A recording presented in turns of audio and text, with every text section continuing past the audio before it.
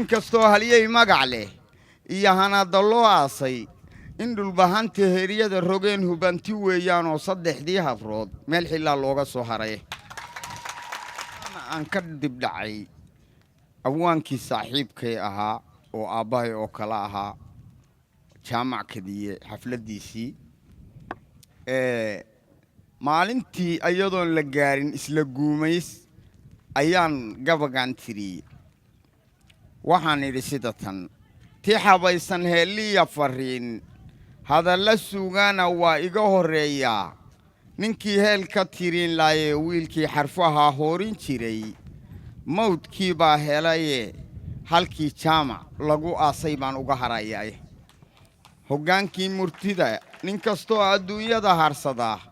iilka wow hoyanee hoggaankii murtida geeridaa looga dhigay hiile habsamida naxwaha erayada iyo hibada sooyaalka damalkan u hoos joogay bay hororku gooyeene caawana hidiya dhaqankayagu waa hameen dumaye insha allahu filimada jannu u harsan doonaaye maantana hartow ma leh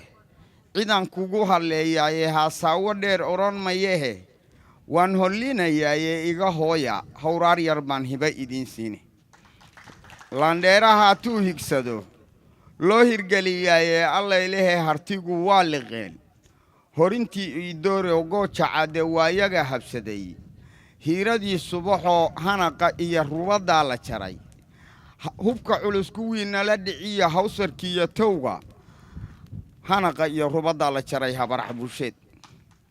hayaayda iyo qaylada baxdiiyo hoogaydiiyo wuuda hindisihii iyo kibirkii isaaq halis la noolaayoo helinkaad martaba waa iyaga ahaad ku gegayaaye inkastoo haliyey magac leh iyo hanada loo aasay in dhulbahanta heeriyada rogeen hubanti weeyaan oo saddexdii hafrood meel xilaa looga soo haray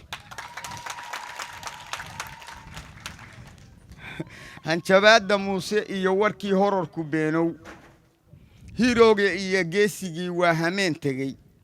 waa taa hubkiiyo ciidankii layska hoobsaday oo janankii hoggaaminahayaan gacanta haynaayoo haweenkaa qabsaday faysalkii lagu hanweynaay halbowle iyo dhehyaal baa ku maqan gacanta haamuune nin kastana wuxuu hor u dhigtay buu naga helaayaaye halkii kadiye loo dhoofshay baan ku hubsan doonnaaye aniguna hurdadii aan ka tegey caaway baan helayne hal ku dhigaye taariikhda waa la hubsan doonaaye garaad jaamac dhaqankii iyo hiddaha wuu hanwan yahay horjoogiyo dhexyaal baa u tahay